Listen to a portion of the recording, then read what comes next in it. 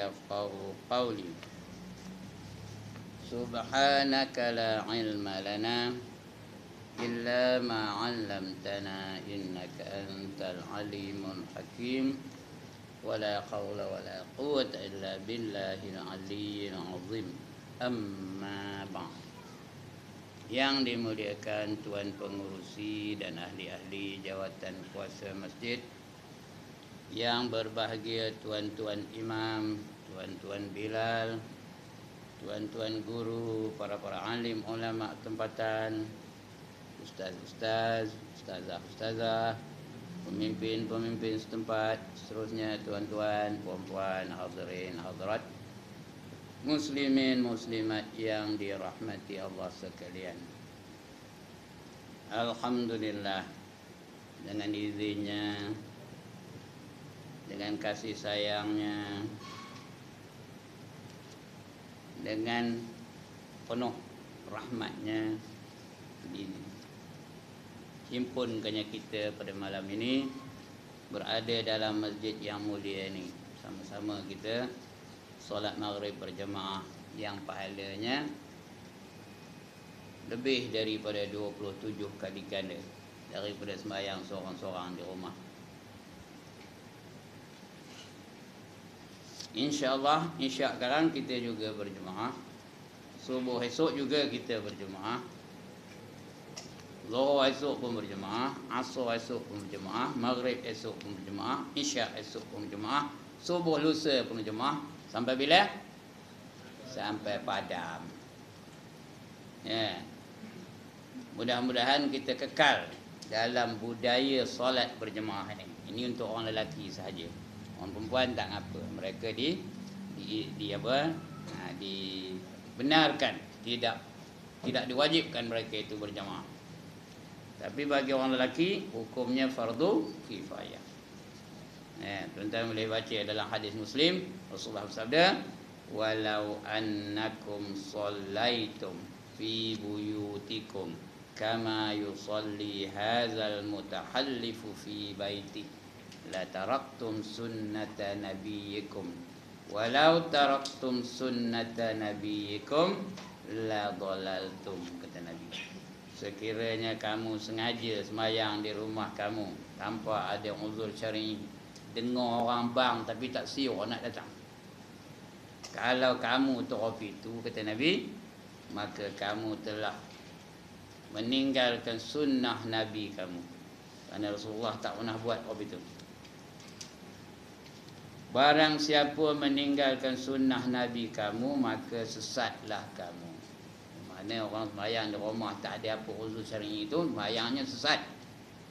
Walaupun dia ustaz, walaupun dia qadi, walaupun dia mufti, walaupun dia ulama, dikira sembahyangnya sembahyang sesat. Sebab itu tuan-tuan, kita kena jadikan budaya hidup kita ni, ya, supaya dapat kita sembahyang berjemaah 5 waktu sehari semalam. Siapa boleh mengekalkan 5 waktu sehari semalam berjemaah selama 40 hari tanpa terlepas takbiratul ula, berhenti takbir bersama dengan imam, takbir yang pertama, maka dia lepas daripada dua gejala. Yang pertama, lepas daripada sifat munafik. Yang kedua, lepas daripada api neraka. Yang mana tak ada, cek khabar. Yang mana tak ada? Yang pertama, lepas daripada sifat munafik. Siapa tak ada apa? Lepas dari sifat munafik, angkat tangan. Siapa tak jadi munafik, angkat tangan. Senang soalan. Ya, itu yang pertama. Yang kedua, lepas daripada api neraka. Siapa tak masuk neraka, angkat tangan. Ya. Kalau nak lepas, pastikan dia sembahyang berjemaah setiap waktunya. Orang yang sembahyang berjemaah sentiasa memelihara sembahyangnya berjemaah, dia dapat 5 kelepasan, 5 fadilatnya. Yang pertama, dilapangkan hidupnya. Siapa tak nak? Hidupnya tak ada masalah. Tak ada masalah keuangan, tak ada masalah ekonomi, tak ada masalah akhlak, tak ada masalah kekeluargaan. Allah selesaikan masalah dia. Ya. Kalau hidup dia banyak masalah, ada je. Cek sembahyangnya dulu. Ya. Ubatnya ialah sembahyang berjemaah. Kerana Allah mengatur segala-galanya dan Allah boleh melapangkan hidupnya. Itu yang pertama. Yang kedua, lepas daripada siksa kubur. Siapa lalu noho siksa kubur, angkat tangan. Saya nak tengok benar mana kopi orang ni. Nak angkat gambar ni kamera tu. Ya. Siksa kubur ada 4. Yang pertama, soalan dan pukulan mungkar nakir.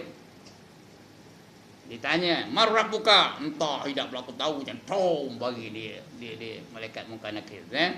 70 hasta terbenam ke bumi tau. Jadi orang tu dijamin lepas, dia boleh jawab semua.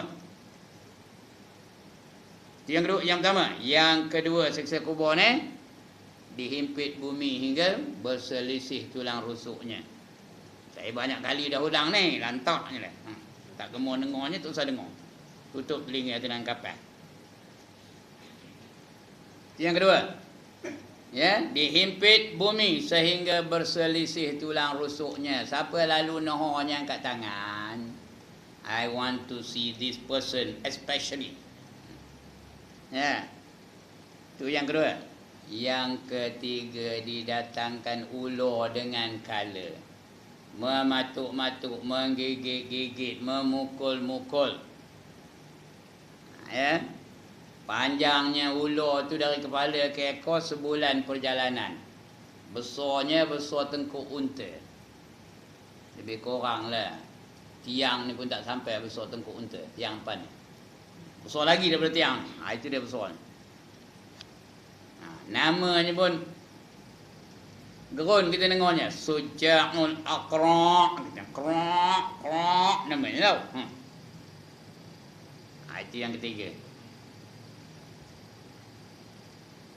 Yang keempat, didatangkan api neraka masuk ke dalam kubur. Dibalik-balik, dibakar. Ya. Dibakar-bakar macam orang bakar apa? Barbecue. Tahu barbecue? Barbecue tu babi lah. Dibakar, panggang. Itu barbecue. Ya, saya baru ni balik dari Bali. Banyak kedai tu. Dia tulisnya, di sini ada jual babi guling katanya. Babi guling tu barbecue lah tu. Itu 4 siksa kubur. Yang mana lalu nohonya angkat tangan. Kalau tak nak siksa kubur, pastikan kita sembahyang berjamaah. Ini orang lelaki saja ni. Pastikan. Esok pagi mana nak sembahyang? Tomorrow morning, where are you going to pray? Here. Ataupun mana-mana sajalah. Asalkan ada jemaah. Itu yang kedua. Yang ketiga, diberi kitab amalnya dengan tangan kanannya. Dia dapat kitab amal dia dengan tangan kanan. Itu tanda lulus ke tak lulus tu? Tanda lulus lah tu. Tanda pas lah tu. Bukan parti pas ya. Tanda lulus lah tu. Maknanya dia dijamin kebahagiaan dia. Ya, dihisap. Akhirat pun dihisap dengan ringan aja. Fa amma man utiya kitabahu biyaminih fasawfa yuhasabu hisaban yasira wa yanqalibu ila ahlihi masrura. Barang siapa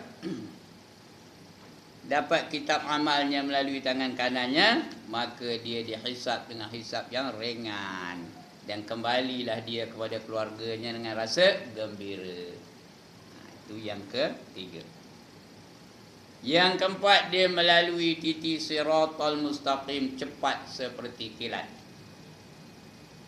Macam kilat, sudah dah lepas je.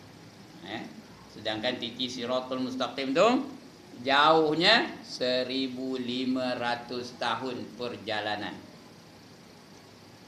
Besarnya lebih kecil daripada rambut. Tajamnya lebih tajam daripada mata pedang. Yang itu kita nak lalui nanti. Tapi kalau kita berjemaah, kita akan dapat melaluinya cepat seperti kilat. Ada kenderaan menyeberangi melalui titi Siratal Mustaqim tu. Ada kenderaannya. Kalau Masjid Nur Ramadan ni, Masjid Nur Ramadan adalah kenderaannya. Kalau Masjid Negeri Ipoh, Masjid Negeri Ipoh lah kenderaannya. Ya, kalau surau lah. Itu tempat dia nanti menyeberangi titi Siratal Mustaqim. Atau kalau banyak, kadang-kadang Masjid Negeri, kadang-kadang Masjid Paluh, kadang-kadang Masjid Jalan Deri, kadang-kadang Masjid Hospital, kadang-kadang Masjid Nur Ramadan. Macam mana? Pilihlah yang mana yang terbaik. Macam kita di offer banyak jenis motokar. Di offer kita Lamborghini, di offer kita dengan Ferrari, di offer dengan Jaguar, di offer dengan BMW. Takkanlah nak pilih Ford Prefect kot. Kalau nak milih kancil juga aja bingung benar lah. Sedangkan yang ada tawaran tu lah, Lamborghini. Tahu ke Lamborghini? Bukan Lamborghini tau, Lamborghini. Esok begitulah menyeberangi titi Siratul Mustaqim tu. Ada yang menawar kita Masjidil Haram, Masjidil Aqsa, Masjid Nabawi, Masjid Putrajaya, Masjid apa? Nur Ramadan, Masjid Negeri Ipoh, Masjid Negeri mana-mana lah. Jadi pilihlah yang terbaik. Cepat seperti kilat. Dan yang kelima last sekali, dia dapat masuk syurga tanpa hisab. Tak ada hisab, tak ada cek, terus masuk aja. Yang mana tak ada cek khabar. Diam je belakang ni. Yang mana you don't want? Tell me which one? Ate ndak ke tak ndak? One more time. Ndak ke tak ndak? Ate pastikanlah kita semayang 5 waktu sehari semalam berjamaah. Make sure you pray in congregation. Don't just simply pray alone in your house. Kalau terpaksa di rumah pun tak ngapa, boleh. Tapi kalau terpaksa lah. Tapi pastikan semayang bersama dengan isteri dan anak-anak. Jemaah nak jemaah juga. Okey, udah tu. Buka muka surat 28. Kita baru lagi baca Al-Hayatu. Masa kuliah subuh tu kita baca Al-Hayatu. Artinya apa? Hidup. Ini kita masih membicarakan lagi sifat-sifat Allah yang wajib bagi Allah. Artinya mesti ada pada Allah. Tidak diterima akal akan tiadanya. Ini yang wajib bagi Allah. Kalau Tuhan tu tak ada sifat ini, akal tak terima. Dia mesti ada. Itu artinya wajib bagi akal. Bukan wajib syarak. Wajib syarak lain. Wajib syarak dibuat dapat pahala, ditinggalkan berdosa, kedudukannya mesti buat. Itu wajib syarak. Yang ini kita bicara ini wajib akal. Penerimaan akal terhadap satu-satu kenyataan. Itu namanya wajib akal. Tidak diterima akal akan tiadanya. Kalau Tuhan tu tak ada sifat-sifat ini, tak terima di akal. No way akal boleh terima. No, kata akal. Aku tak terima. Katanya. Ini wajib bagi akal. Yang ke-11, As-sam'u. Al-hayatu sudah. Hari Ahad sudah kita dah bicara. Artinya hidup. Kita ulang sikit. Siapa yang hidup? Allah tu hidup. Hidupnya Allah tu bukan dengan nyawa. Tidak pula dengan bernafas. Tidak pula dengan ada kejadian 4 anasir. Api, angin, air. Apa? Air, api, angin, udara. Angin, udara ada. Api, air, tanah. Api, tanah, air, angin. 4 unsur. Sebut air tak faham dah dia orang. Air, ni mak tuan. Api, air, tanah, angin. Tempat anasir. Itu kita hidup tu dengan 4 anasir, tapi Allah tak ada, ya. Allah tak perlukan apa-apa anasir pun. Dan tidak pula dia makan, tidak pula dia minum. Hakikatnya ialah satu sifat yang tetap ada, mesti ada, sentiasa ada, tak pernah tak ada. Itu, ya. Qadim lagi azali, dan ada yang pula tidak ada permulaan. Itu qadim lagi azali. Ini saya sudah cerita lah hari-hari Ahad tu sudah ni. Saja nak ulang sekali. Qadim lagi azali, berdiri pada zat. Artinya tak boleh bercerai dengan zat. Hidup tu dia tak bercerai dengan zat. Mesti ada zat, adalah hidup. Ia mengesahkan segala sifat yang berdiri pada zat. Apa saja sifat yang berdiri pada zat tu disahkan oleh sifat hayat tu. Jadi syarat. Iaitu qudrah, iradah, ilmun, sama', basar, kalam dan sifat hayat itu menjadi syarat. Bila Allah itu hidup, maka Allah ada sifat qudrah. Bila Allah itu hidup, mesti Allah itu ada sifat iradah. Bila Allah itu hidup, maka sifat apa lagi ada? Sama'. Bila Allah itu hidup, Allah juga memiliki sifat ilmu. Bila Allah itu hidup, Allah juga memiliki sifat basar. Bila Allah itu hidup, Allah juga memiliki sifat kalam. 6 sifat. Makni ni syaratnya al-hayatu. Bila hidup baru ada. Kalau tidak tak ada. Mana pernah Allah tak hidup? Jadi mana? Sifat 6 sifat ni tak pernah tak ada bagi Allah. Sentiasa ada. Itu sabit namanya. Sabit rutin sentiasa ada. Bukan sabit tu pisau bengkok motong rumput tu. Itu sabit dia juga, tapi ejaannya lain. Ini sabit, ya. Itu syarat dia. Pada hukum akli bagi segala sifat ma'ani. Okey, dah itu yang sudah kita baca hari Ahad sudah. Siapa yang hadir dulu dah dengar 2 kali ni. Yang tak hadir ini kali pertama dengar, ya. Kemudian malam ni kita sambung lagi yang ke-11 yang namanya apa? As-sam'u ataupun as-sama'. Sin min ain, as-sama'.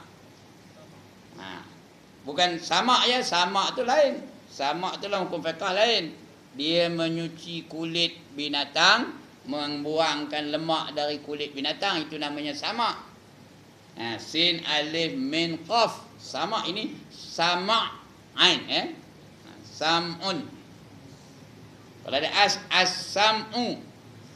Kalau diwakafkan sama', as-sama'. Artinya mendengar. Allah tu mendengar. Saya cakap kejap ni Allah dengar ke tak? Dengar. Saya pergi ke Bali, tu cakap di Bali Allah dengar ke tak? Dengar. Saya pergi ke Mekah umrah dulu, cakap di Mekah tu Allah dengar ke tak? Dengar. Di mana-mana pun Allah dengar. Saya ada di Amerika, Allah dengar. Saya ada di London, Allah dengar. Saya ada di Beijing, Allah dengar. Saya ada di New Delhi, Allah dengar. Saya masuk dalam tanah sembang lagi dalam perigi umpamanya. Dengar tak Tuhan? Dengar. Dia dengar, sentiasa dengar. Tak pernah tak dengar. Saya berbisik pun Tuhan dengar. Tuhan dengar dengan jelas, dengan nyata, dengan terang. Tak ada pula sama-sama, tak ada, ya. Artinya mendengar. Tapi dengar Allah tu tak ada telinga. Allah tak ada telinga. Bukan macam kita dengar tak ada telinga. Kalau Tuhan tak bagi telinga, tak dengarlah kita. Ada telinga pun kalau tak berlubang, boleh dengar ke tak? Tak boleh juga dengar. Ada telinga, ada lubang, tapi tak ada kulit nipis dalam telinga tu. Apa keluarnya? Gegendang. Orang putih kata apa? Ear drums. Ear drums, Kalau tak ada ear drum tu, tak dengar juga. Kalau ada ear drum pun tapi dia tebal. Tahu ke tebal? Tidak boleh bergegar. Tak ada getarannya, tak ada. Tahu getaran? Kamu dia pernah dengar getaran ke? Getaran jiwa. Itu getaran. Tak pernah dengar ke? Gegar.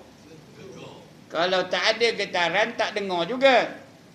Itu sebab kita manusia ni makin tua, makin pekak. Makin tua makin pekak. Udah tua berbenar maka pekak berbenar lah dia. Mengapa? Kerana kulit nipis ni tadi.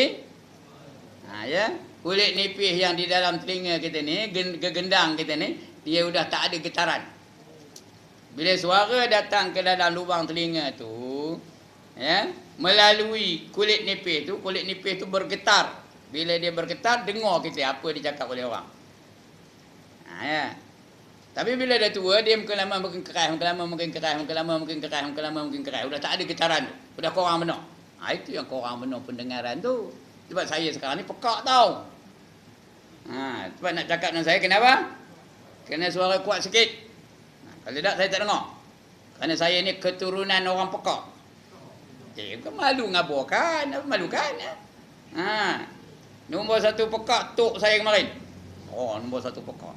Dia gelar nama Ibrahim pekak. Namanya Ibrahim juga. Itu sebab cucunya pun pekak juga. Nama siapa? Kalau cakap belakang, bertempik pun tak dengar ni. Kalau dia bagi belakang. Tapi kalau dari depan dia nampak lah mulut kita tu, gerakan bibir kita tu nampak dia tahu lah apa kita cakap. Itu tok saya kemarin. Bapa adik mak saya. Sampai dia gelar nama Ibrahim pekak. Bukan Ibrahim pun, Ibrahim pekak. Cucunya dah nurun lagi dari pekak ni ya. Cuma kalau ada orang ngumpat saya, sikit pun saya dengar. Okey, itu pendengaran kita. Kemudian kita mendengar ni, kadang-kadang jelas, kadang-kadang tak jelas. Allah tak perlu kepada telinga. Sentiasa jelas di sisi Allah Ta'ala. Cakap dia bahasa apa pun, semua Allah dengar. Semua Allah tahu. Semua Allah dapat dengar dengan jelas, dengan terang, dengan nyata. Lantaklah kau bising semana pun, Allah dengar. Lantaklah saya tengah bercakap ni, kapal terbang lalu. Helikopter lalu, pop rendah pula tu. Tuan-tuan dengar tak cakap saya? Tuan-tuan dengar tak kalau saya tengah bercakap ni lalu helikopter rendah-rendah, dengar ke tak? Tak dengar. Dengar apa? Dengar enjin kapal terbang tu lalu. Tapi Allah dengar tak apa saya cakap? Kalau tengah kapal terbang tu lalu, tengah helikopter tu lalu, saya mencarut umpamanya ngata orang ngumpat, macam Allah dengar tak? Allah dengar, nyata, terang, tak terlindung pendengaran Allah Ta'ala. Sentiasa Allah dengar ya. Tiada telinga. Dengan tiada telinga, Allah tu tak perlu kepada telinga. Ingat masa kita baca apa? Qiyamuhu ta'ala binafsih. Berdiri Allah itu dengan sendiri, tidak perlu kepada alat, tak perlu kepada perkakas, tak perlu kepada apa-apa apparatus. Allah nak buat sesuatu itu. Dia nak mendengar, dia tak perlu kepada telinga. Dia nak melihat, tak perlu kepada mata. Dia nak berfikir, tak perlu kepada otak. Dia nak berjalan, tak perlu kepada kaki. Dia nak mencapai, tak perlu kepada tangan. Dia tak perlu kepada apa-apa. Itu Allah. Hebatnya Allah Subhanahu Wa Taala, sempurnanya Allah Subhanahu Wa Taala. Ialah sifat yang tetap ada. Apa kata tetap ada? Apa kata tetap ada? Cakap Melayu ni.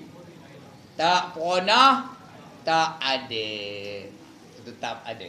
Kita ada tak masanya dengar, ada masa tak dengar? Ada ke tak kita ni? Kadang-kadang dengar, kadang-kadang tak dengar. Ada. Kejap ini pun yang duduk depan saya ni bukan semua dengar ni. Yang depan-depan ni, Sudin bukan tentu dengar 100% apa saya cakap ni. Kadang-kadang dia tengah apa? Dia tengah ingat Kuala Lumpur. Udah pergi Kuala Lumpur pergi. Udah tak dengar apa saya cakap. Walaupun dia macam-macam dia nampak benar, dia macam dengar benar, tapi sebenarnya tak dengar. Tapi Allah tak pernah tak dengar. Sentiasa dengar. Cakaplah dalam bahasa apa pun, Allah mesti dengar dan Allah faham, Allah tahu, nyata bagi Allah Subhanahu Wa Taala. Iaitu sifat yang tetap ada. Lagi qadim. Apa kata qadim? Sedia. Tak ada pula Tuhan tu mula-mula pekak, lepas tu dengar sikit, lepas tu dengar sikit, dengar sikit, sekarang ni baru dengar betul-betul. Tak ada apa tu. Tak pernah Tuhan tu tak dengar. Daripada qadim, daripada azali lagi. Tuhan dengar je, tak pernah tak dengar. Berdiri pada zat Allah Ta'ala. Pendengaran Allah tu ada pada zat Allah Ta'ala. Zat ni bukan protein, vitamin, karbohidrat. Itu zat makan. Zat ni dari diri Allah Ta'ala tu. Dia ada je pada Allah Ta'ala. Tak pernah tak ada. Itu berdiri dengan zat. Dia tak boleh dipisahkan dengan zat. Pendengaran Allah tu tak boleh dipisahkan dengan zat Allah Ta'ala. Dengan diri Allah Ta'ala tu. Nak ambil pendengaran dia tak boleh. Dia nak zat Allah Ta'ala tu sekali dengan pendengarannya, sekali dengan penglihatannya, sekali dengan ilmunya, sekali dengan sifat-sifat yang lain. Itu namanya berdiri dengan zat.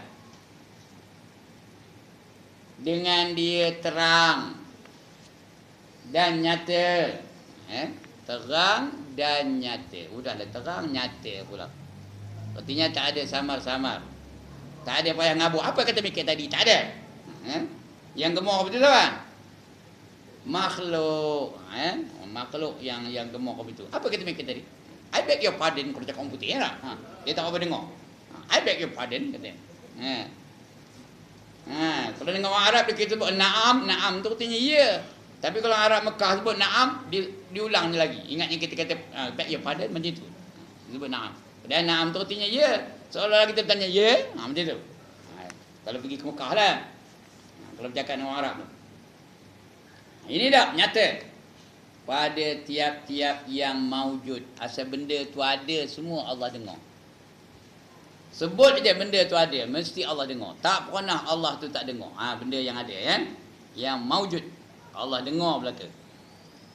Ini sebab semut tu bercakap dengan semut, Allah dengar ke tak? Dengar.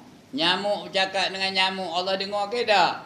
Itu kita pun dengar. Ngong-ngong-ngong kata nyamuk ni, dengar. Tapi semut cakap dengan semut dengar tak? Kita dengar tak? Tak dengar, tak apa-apa dia cakapnya. Tapi Allah dengar. Dia bagi salam ke, dia bagi good morning ke. Mana kita tahu? Kita bukan tahu cakap semut. Allah dengar. Allah bagi pula kuasa. Makhluk boleh mendengar. Ada tak makhluk dengar cakap semut? Ada? Sahabat? Nabi Sulaiman, dia Allah bagi kuasa mendengar perkataan dari semut. Lalu Nabi Sulaiman tu sebut ngabur kepada member-member dia. Kau mai ke tepi kau mai. Nabi Sulaiman nak lalu katanya. Dengar itu senyum Nabi Sulaiman. Dia dengar apa cakap semut tu. Kita tak dengar. Itu yang nak jumpa semut tu cang bobo baygon. Kita tak dengar. Padahal kalau kita dengar dia jerit, oh sakit aku macam. Lalu dah nak buat baygon tu. Ini pasal tak dengar. Itu yang lalu tu. Okey. Apa yang maujud semuanya Allah dengar ya. Asalkan maujud. Semut Allah dengar, burung Allah dengar, ular Allah dengar, buaya Allah dengar, rimah Allah dengar. Lagi? Apa nama singa Allah dengar, katak Allah dengar, semua Allah dengar. Burung ponggok tengah merindu tu pun Allah dengar. Begitu juga orang nyanyi Allah dengar. Apa saja asal ada benda tu, maujud benda tu, semuanya Allah dengar. Orang ngumpat Allah dengar tak? Orang mencarut Allah dengar tak? Orang ngata pemimpin Allah dengar tak? Dengar belaka ya. Orang membincangkan isu-isu semasa Allah dengar tak? Dengar. Dan sebagainya. Tak pernah tak dengar. Asal benda tu maujud, semua Allah dengar. Sama ada yang maujud itu qadim. Qadim tu apa? Yang tidak ada permulaan. Siapa yang qadim? Allah Ta'ala lah. Allah Ta'ala ada tak bercakap-cakap? Ada tak berkata-kata Allah Ta'ala? Ada. Allah tu di antara sifatnya ialah kalam, berkata-kata. Allah dengar tak apa yang dia cakap? Allah dengar ke tak Allah apa yang dia cakap? Dengar. Itu qadim ya. Sama ada yang maujud itu qadim seperti ia mendengar kalamnya. Dia dengar kalamnya. Dia bagi tahu kepada Muhammad ya. Bila ada qul. Itu arti Allah bagi tahu Muhammad lah. Katakan wahai Muhammad. Qul ya ayyuhal kafirun. Wahai Muhammad, katakan kepada orang kafir tu. La a'budu ma ta'budun. Tidak aku sekali-kali menyembah apa yang kamu sembah. Wala ana abidum ma abadtum, dan aku pun tidak akan menyembah apa yang kamu sembah. Ya, Allah dengar dak dia cakap tu? Dia dengar dak diri sendiri dia tu bercakap? Dengar, ya. Dan Quran tu semua perkataan Allah Taala tu. Bila dia qul ya, itu artinya katakanlah wahai Muhammad, katakanlah Muhammad. Dia dengar, Allah sendiri dengar. Ya. Itu dalil mengatakan Allah itu berkata-kata. Ya, seperti ia mendengar akan kalamnya atau yang ada itu harus. Apa arti harus? Apa arti harus? Diterima akal akan ada dan tiadanya. Itu arti harus. Bukan harus syarak. Harus syarak artinya apa? Dibuat atau ditinggalkan, tidak berpahala dan tidak berdosa. Itu harus syarak. Faham ke demi beza harus akal dengan harus syarak ni? Ha? Harus akal artinya diterima akal ada dan tiadanya. Kejap ni saya ada, tuan-tuan terima ke tak? Terima tak? Ha, lagi berapa tahun saya dah tak ada? Dah padam. Tuan-tuan terima tak? Tuan-tuan terima tak ketiadaan tak saya so? Ha, ada pun terima, tak ada pun terima. Ha, itu harus. Tuan-tuan pun begitu juga. Kejap ni tuan-tuan ada. Kita terimalah tuan-tuan ada. Ada semua ada. Ya. Entah macam mana, lepas tu esok dah tak ada. Terima tak? Terima juga. Ada dan tiada tu diterima oleh akal. Akal menerimanya. Ya. Apa saja yang berlaku dalam makhluk ni dengan ketentuan Allah Ta'ala diterima oleh akal. Ha, tapi harus syarak lain. Harus syarak tu dibuat atau tidak dibuat. Ya, tidak berpahala dan tidak berdosa. Contoh apa? Contoh apa perbuatan yang harus? Ya Allah, dia main hidup ngaji ke tu. Apa dia perbuatan yang harus? Tak ada berpahala, tak ada berdosa. Apa? Apa benda yang jangan buat? Ya Allah, satu contoh pun tak boleh. Beribu-ribu ada contoh. Apa? Ha? Ha, sudah tak berani jawab pun. Ha. Apa dia? Contoh. Menguap. Menguap tu haruslah. Berdosa ke menguap? Dosa ke tak? Kejap ni tuan-tuan menguap ke tak? Ha, puan-puan menguap tak? Berdosa ke? Menguap. Kejap ni menguap ke tak? Ha, berdosa ke tak? Tak berdosa. Kalau tidak, berdosa belaka lah. Kejap ni tak ada menguap. Ha, ya. Okeylah, balik lagi senang untuk faham. Makan. Apa hukum makan? Harus. Ya.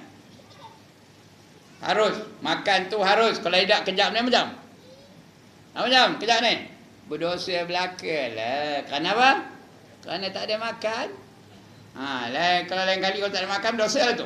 Tak ada kau nak baru tak berdosa. Kalau tidak berdosa belaka. Ha, ya. Itu makan, minum pun begitu juga, menguap pun begitu juga, berosin pun begitu juga, kentut pun begitu juga. Tapi bila dilaksanakan yang harus tu, tahu, bila kita buat dia bertukar hukum. Asalnya memang harus, tapi bila kita buat dia boleh tukar jadi wajib, dia boleh tukar jadi haram, dia boleh tukar jadi makruh, dia boleh tukar jadi sunat. Faham ke ni? Benda tu asalnya harus. Bila kita buat, dia bertukar. Perbuatan tu tetap harus. Tapi bila kita buat tu, dia tukar. Ada kalanya wajib. Ada kalanya haram. Ha, makan. Kata makan ya. Makan tu harus. Ada kalanya ada tak wajib makan? Ada tak wajib makan? Kalau dia sakit, makan ubat apa hukumnya? Apa hukumnya? Ha, wajib makan ubat. Kalau dia sakit. Ha. Ada tak haram? Ada tak makan haram? Ha? Makan babi guling haram ke halal? Ha. Lagi? Ha. Makan apa lagi? Ha. Makan biawak halal ke haram? Haram. Lagi? Ha. Makan apa? Apa dah tak dengar? Makan?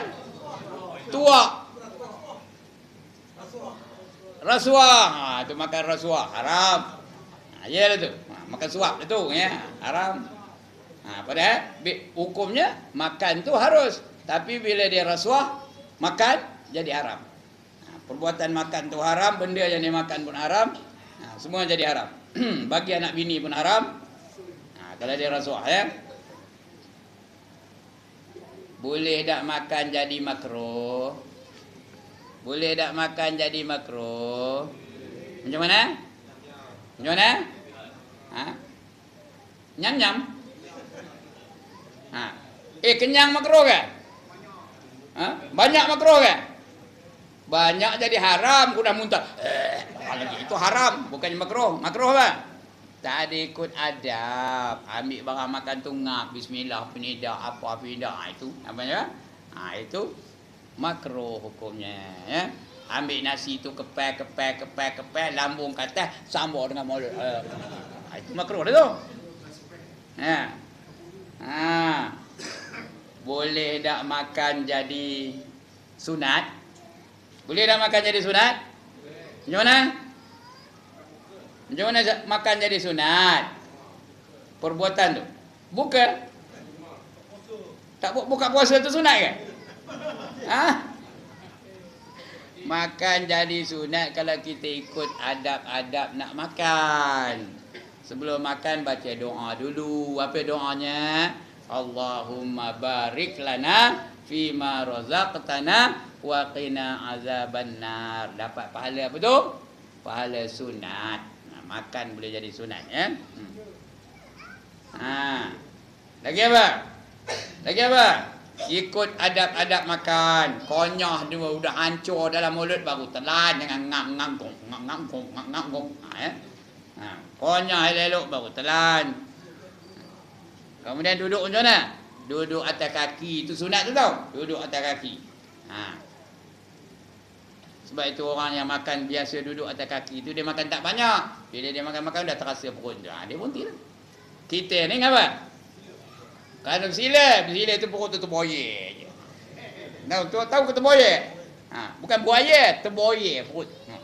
Bila dia makan nasi tu ke bawah. Tak ada penuh je. Itu yang makruh tu. Sunat dia makan duduk atas kakinya, lututnya tinggi, berdiri, itu cara Rasulullah makan. Itu dapat pahala sunat. Dia boleh tukar. Dia asalnya harus, tapi boleh jadi wajib, boleh jadi haram, boleh jadi makruh, boleh jadi sunat. Okey. Dia makan petai, apa hukumnya? Makruh. Dia makan jerin, apa hukumnya? Makruh. Lepas makan petai, makan jerih, isap cerut cap matahari. Lepas itu, bila menguap atas muka Encik Nasir kata, betul? Apa hukumnya? Apa hukumnya tu? Haram. Dia asalnya harus lah. Tapi udah jadi haram. Makan boleh jadi haram, ya. Itu dia tuan-tuan dan puan-puan. Ini bukan ajaran baru ni, ya. Bukan ajaran Millah Ibrahim, bukan, ya. Ini ajaran dah lama dah ni. Okey. Itu apa nama tadi? Asalkan maujud, sama ada yang maujud tu qadim ataupun seperti yang mendengarkan kalamnya, atau yang harus tadi, ya. Yang harus tu boleh ada, boleh tak ada, diterima oleh akal, ada dan tiada. Itu beza antara harus akal dengan harus syarak, ya. Yang kita bicara ni ialah harus syarak.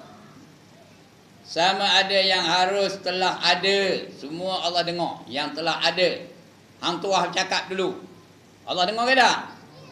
Stafford Raffles bercakap, dengar tak? Dengar. Frank Swettenham bercakap dengan Raja Perak, dengar tak? Ya. Dia bercakap dengan Raja Perak, Franco. Ya. Masa itu apa? Raja Abdullah namanya. Raja Abdullah tu, dia apa? Dia dah apa namanya, dia rampas kekuasaannya oleh Raja Yusuf pada ketika itu. Dia tak ada ngaji sejarah ke pun. Ini cikgu sejarah tau. Yang cakap ni. Dia patut jadi sultan. Masa itu dia raja muda. Tapi bila mangkat Sultan Muzaffar Shah ketika itu, ya, dia mesti berada di di pengisytiharan. Ya, bila permakaman raja yang telah mangkat tu, dia mesti hadir di situ.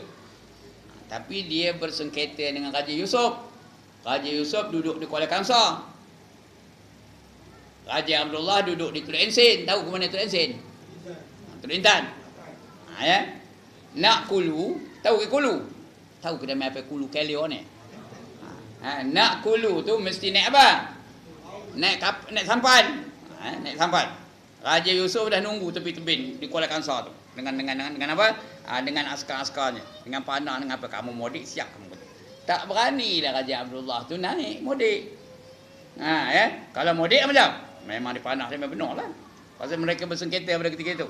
Jadi bila masa pengisytiharan nak diisytiharkan raja tu, tengok Raja Abdullah tak ada. Tak berani nak Kulu. Ya.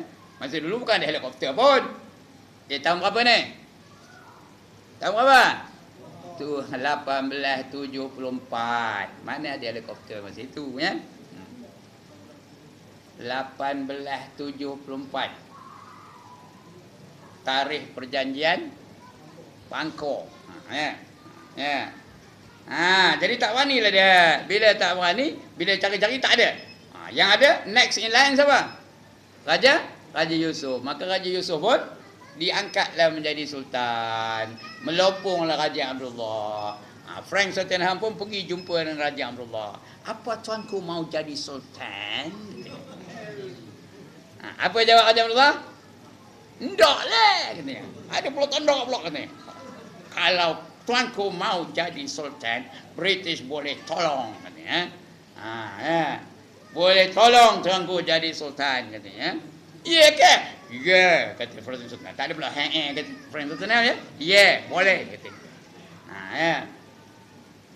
Tetapi mesti dengan syarat. Apa syaratnya? Kata Raja Abdullah. Raja Allah orang Perak, bunyi cakap Perak lah. Apa syaratnya? Tuanku mesti menerima nasihat dari British Resident. Mesti menerima British Resident dan tuanku mesti akur atau mesti ikut cakap British Resident dalam pemerintahan negeri Perak. Itu aja syaratnya. Pula kata Frank Sultan. Ya. Tak apa, tuanku akan diberi allowance bulanan gitu ya. Jadi setujulah Raja Abdullah. Bila setuju tu itulah yang tertera perjanjian. Janji apa? Bangkok tahun 1874. Lepas itu dilantiklah seorang British Resident. Namanya siapa? Kuis perdana malam ni. Siapa namanya? J.W.W. Birch. Kata orang kampung saya Tuan Bat. Nama kawan tu J.W.W. Birch. Jadi terlaksanalah perjanjian Bangkok. Ya, Sultan tak ada kuasa pemerintahan. Semua kuasa itu diberi kepada British Resident. Yang ada kuasa Sultan hanyalah bab-bab adat istiadat Melayu dan juga agama Islam. Yang lain tak ada. Itu dah masa penjajahan British dulu ya. Kenapa cerita itu pula begini? Kita cerita tentang Sam'on tadi ya. Yang harus itu tadi ya. Sama ada yang telah ada. Yang cerita dulu-dulu ni. Perbualan antara Frank Sultan Ham dengan Raja Abdullah ni Allah dengar ke tak? Allah dengar. Yang ada tadi ya. Atau yang lagi akan diadakan. Akan datang. Tahun 3000 esok. Percakapan orang-orang Allah dengar ke tak? Allah dengar ya. Dan tidak ada suatu perkara yang ada tiada didengarnya. Dengar ayat ni. Dan tiada ada suatu perkara yang ada tiada didengarnya. Faham ke ni? Asal benda tu ada, semua Allah dengar. Tak ada pula benda tu ada, Allah tak dengar. Tak ada. Bukan macam kita. Ada benda yang ada tapi kita tak dengar. Tapi Allah dengar belaka. Ya. Kalau tuan-tuan semua bercakap kejap-kejap ni, semua sekali cakap cakap belaka ya. Ya. Allah dengar ke tak? Allah dengar tak satu-satu? Dengar. Allah faham ke tak? Faham ya. Itu kalau kita bercakap. Kita tuan-tuan dengar ke cakap saya? Kalau semua bercakap, dengar ke tak? Tak dengar ya, tak ada dengar pun. Itu sebab kalau masa Tok Guru bercakap, kita jangan bercakap. Ini berlaku pada saya beberapa hari yang sudah. Di flat Jalan SB tu. Macam itulah. Tengah ngajar itu ada sekumpulan mereka datang dari Australia. Dia bersembang kuat tu, mengganggu. Ya. Mula saya biarkan. Lepas tu lagi juga tak ada tak mau tak ada anu. Bukan ngadap saya pun bagi punggung pada saya. Ini majlis ilmu ni, saya dia diundang datang. Lama-lama mulalah hantu kampung gajah nyerap ke tengkuk. Sudahnya saya tell them off immediately. Kata apa? If you are not interested in my lessons, you might as well leave the hall. Dia terkejut tengok. Pandai pula komputer dia ni kata. Lama-lama finally dia bangkit lah keluar. Good riddance lah ya. Itu berlaku pada saya ni. Ini nak cerita pada tuan-tuan. Adab orang Mat Saleh ni. Dia mau datang. Itulah rupanya. Tak ada adab dengan tu guru. Tapi tak ada saya lanjutkan lagi. Kita tak boleh cakap lagi. If you do that, if you continue doing that, that means you have got no manners. Nak kabur kopi tu cadang. Tapi saya kontrol sikit lah. Kita pun tuan guru kena jaga lah wibawa tuan guru tu pula. Jangan nampak penuh geramnya. Tapi itulah dia. Adab tu penting. Siapa nak tahu baca Facebook saya. Kanya Nasir dia tahu lah. Facebook saya ada saya tulis itu. Itu. Tapi Allah dengar ke tak? Saya bercakap masa itu Allah dengar tak? Yang demo bercakap sama demo itu Allah dengar tak? Dengar ya. Lagi apa? Dan tidak ada suatu perkara yang ada tiada didengarnya dan tiada terdinding dengannya. Tiada terdinding dengarnya. Tiada terdinding yang didengar oleh Allah Ta'ala tu tak ada dinding yang boleh menyekat daripada pendengaran Allah Ta'ala ya. Allah dengar je, tak pernah tak dengar. Dengan sebab jauh. Kalau jauh pun Allah dengar juga. Kita bercakap non di kutub utara, Allah dengar ke tak? Dengar ke tak? Dengar. Kita bercakap non di kutub selatan, Allah dengar ke tak? Dengar ya. Walaupun negara tu paling jauh di selatan, di Australia umpamanya, Tasmania ke, New Zealand ke, Allah dengar belaka. Atau bising. Bising pun Allah dengar juga. Lantaklah bising macam mana. Tengah lalu ni kapal terbang pun lalu ikut rendah dari bawah, Allah dengar perkataan kita ya. Satu itu dengar dia Allah Taala. Jelas, terang. Ya. Dan sama ada bersuara atau tiada bersuara. Ini lagi tu. Tuan-tuan tak ada bercakap tapi dalam hati ada tak? Ada tak bercakap dalam hati? Allah dengar ke tak? Ya, kalau ada lah ngumpat Ustaz Ibrahim dalam hati kejap ni, tak macam pandai benar, bukan dia tahu nak. Tuan dengar tak? Tuan dengar ke tak? Sebab itu jangan ngumpat walaupun dalam hati. Kerana Allah tetap dengar, ya. Tak pernah Allah tu tak dengar. Nanti apa yang kita umpat dalam hati tu keluar balik di padang mahsyar nanti ya. Dia dengar, semua orang dengar pula tu. Sama ada bersuara atau tiada bersuara, maka yang tiada bersuara seperti ia mendengar dirinya sendiri. Allah tu bukan ada suara. Dia bercakap tak ada suara, tak ada huruf ya. Tapi dia tahu, dia dengar walaupun tak ada suara. Dia dengar dirinya sendiri berkata-kata ya. Yang demikian nyatalah dengan terangnya. Nyatalah dengan terangnya. Tak ada sama-sama lagi, tak ada terlindung, tak ada terdinding ya. Dengan terangnya. Tuhan itu wajib baginya bersifat mendengar. Wajib ni wajib apa? Sekali lagi. Wajib ni wajib apa? Wajib akal. Kita membicarakan wajib akal.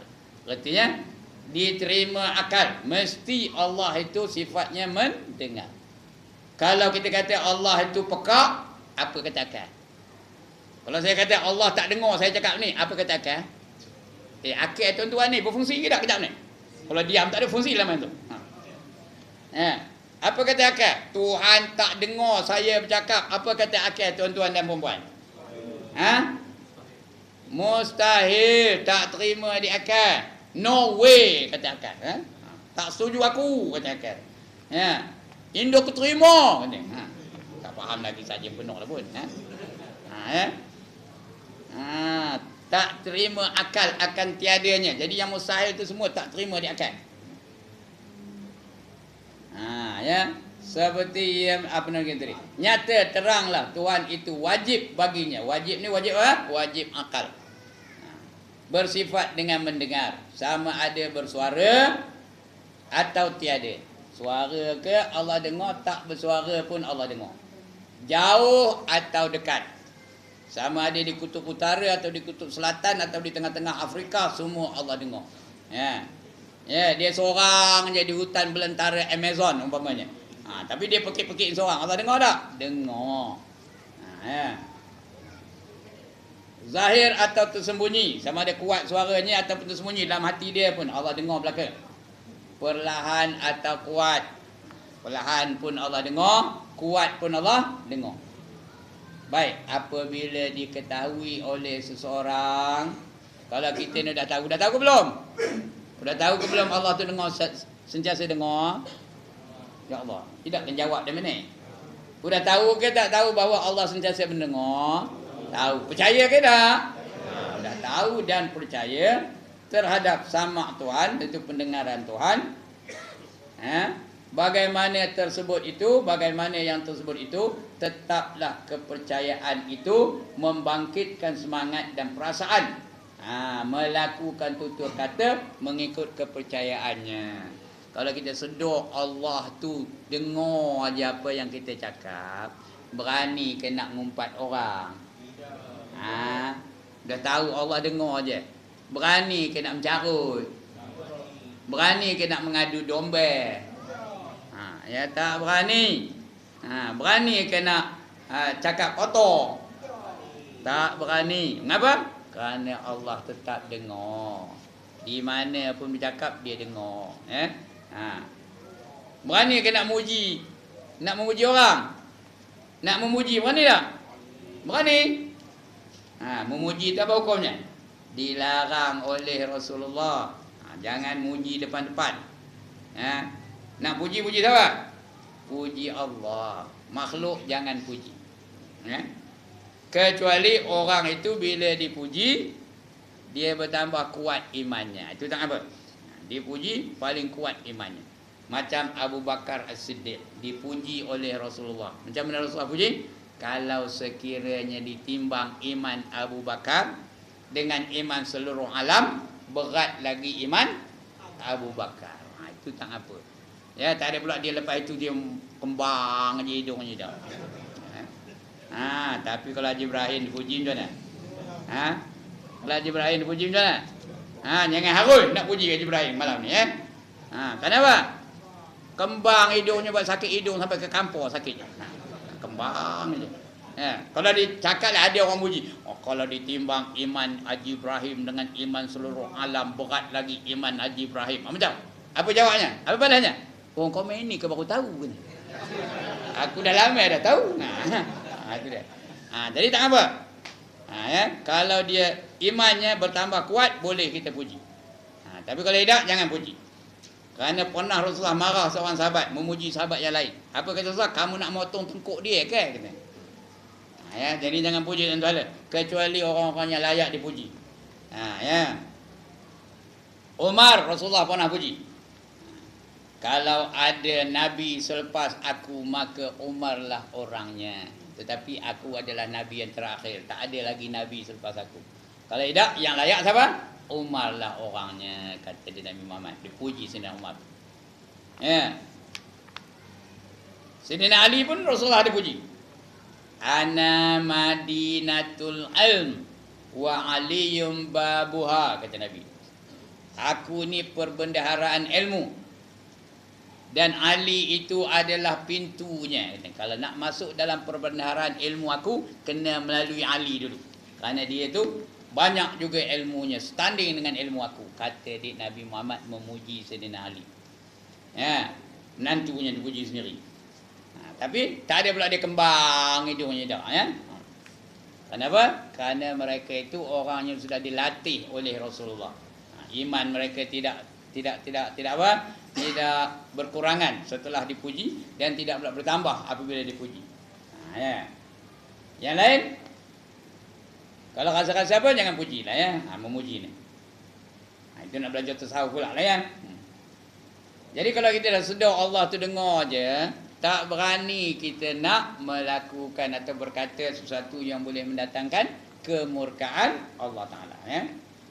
Kita akan jaga kata-kata kita. Itu sebab Rasulullah selalu pesan, jaga. Dia pegang lidahnya, jaga ini. Ya. Jaga ini, jangan cakap sembarangan. Kerana inilah dua perkara yang boleh.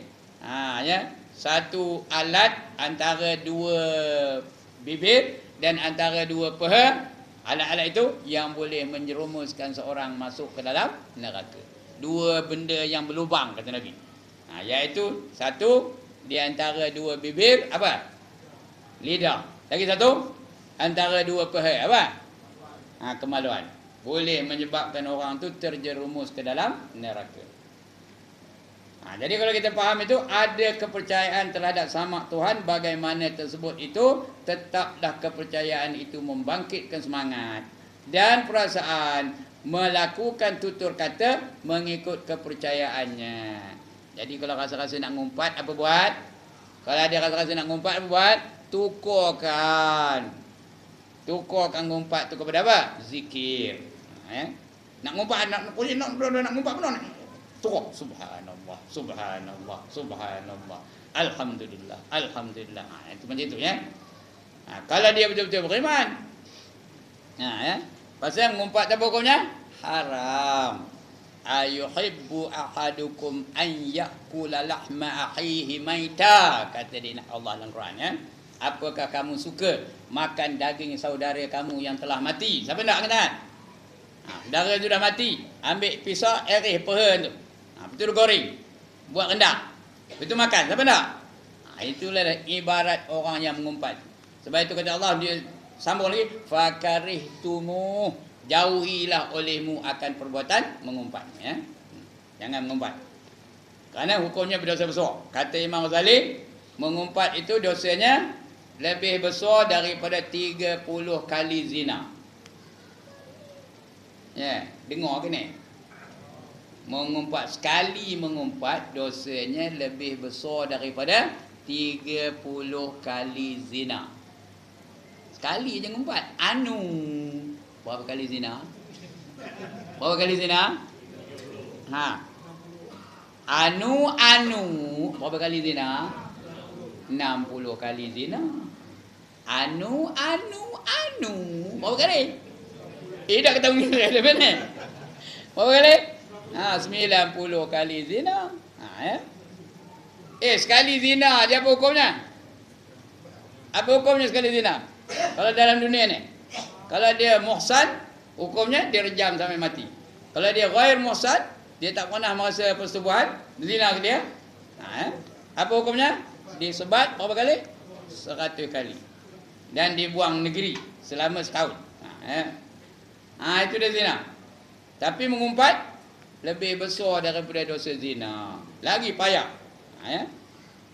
Zina, kata Nabi, kalau dia berzina dan dia bertaubat di atas dosa zina itu, dan Allah terima taubatnya, maka dia tidak diseksa nanti di akhirat. Diampunkan dosanya. Tapi orang mengumpat, Allah takkan ampunkan dosanya selagi orang yang diumpatnya itu mengampunkan dosanya. Siapa ngumpat, ngumpat siapa-siapa lah, ngumpat Tok Imam ke, ngumpat Ustaz Ibrahim ke, kena kabur pada Tok Imam. Tok Imam minta maaf lah ya, saya ngumpat mikir tadi kabur kan? Tak ada boleh, maaf saya batin, tak maunya. Kena kabur ke apa benda yang diumpat. Pang tampornya apa buat? Apa buat? Diam, jangan melawan. Walaupun badan kita besar, dia kecil je. Pang tampor, diam, maaf ya. Pang tampor sekali lagi, apa kata? Maaf ya. Minta maaf dengan dia. Dia pun keluar, buka bonet mentokonnya, keluarkan parang, apa buat? Apa buat? Lari, jangan tunggu ya. Itu kata Imam Ghazali tu tau. Bukan saya lombok-lombok ni. Tuan-tuan boleh baca kitab bab mengumpat dalam bimbingan mukminin ada situ. Kalau ada berlaku fitnah yang lebih besar, ketika itu biarkanlah. Lari dari situ. Dan biar Allah selesaikan. Kita berdoa, ya Allah, bukakan hati sanu itu untuk mengampunkan dosa aku di akhirat kelak. Itu cara lastnya. Last resort. Tapi sebelum itu kena kabur dulu. Itu dia ngumpat. Kalau orang betul-betul percaya Allah tu dengar, tak berani dia nak ngumpat. Bukan ngumpat aja, apa saja yang mengeluar kata-kata dari mulutnya yang menyebabkan Allah murka, ya. Maka berjauhlah manusia itu daripada memperlakukan atau menggunakan mulutnya daripada perkara yang menyalahi undang-undang syar'i. Ya. Yang dilakukan oleh mulut ni, tuan-tuan boleh baca dalam kitab namanya Bimbingan Mukminin. Ada 20 perkara. 20 perkara yang boleh menyebabkan seseorang itu masuk neraka dengan sebab lidahnya. Sebab itu jangan banyak bercakap. Ya. Sebab itu mana saja saya ngajar, saya suruh hafal ni. Banyak cakap, banyak salah. Banyak salah, banyak dosa. Banyak dosa masuk neraka. Hafal ke tak? Sekali lagi. Banyak cakap, banyak salah. Banyak salah, banyak dosa. Dosa tak betul, ya? Banyak dosa. Banyak dosa masuk neraka. Cuba dia. 1, 2, 3.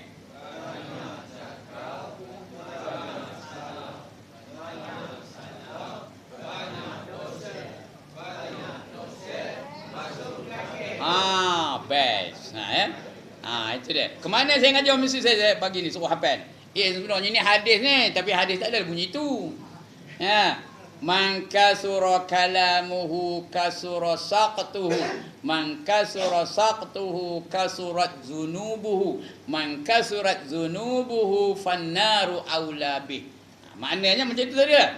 Siapa banyak berkata-kata maka banyaklah kesalahannya. Siapa banyak kesalahannya maka banyaklah dosanya. Siapa yang banyak dosanya maka api neraka lah yang layak baginya. Tapi dikonsiskan, dipermudahkan, bang. Banyak cakap, banyak salah. Banyak salah, banyak dosa. Banyak dosa masuk neraka. Siapa nak angkat tangan? Tanda jadi jaga lidah tu. Ya. Dan yang ke-12,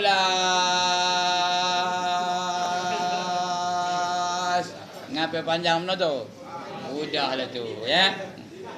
Saya pun takut dengan banyak cakap ni, ya. Udahlah tu. Takut masuk neraka ni, ya. Okey, sekian dulu tuan-tuan dan puan-puan. Minta maaf lah, melak lawak je, ya. Ngajar apa keluar ni tak melak lawak je melebihnya. Baik. Salah silap minta ampun, minta maaf. Lebih-lebih dari Allah Subhanahu Wa Taala, ya. Kalau ada dalam tu ada riak,